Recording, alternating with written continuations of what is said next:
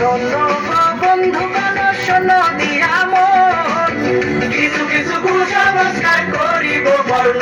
যেমন ব্যাঙ ডাকিলে বৃষ্টি আসে, মোরগ ডাকলে ভোর, কুকুর ডাকলে লেজ গুছিয়ে ছিটকে পালায় চোর, পেঁচা ডাকলে অশুভ হয়, শকুন ডাকলে মরণ।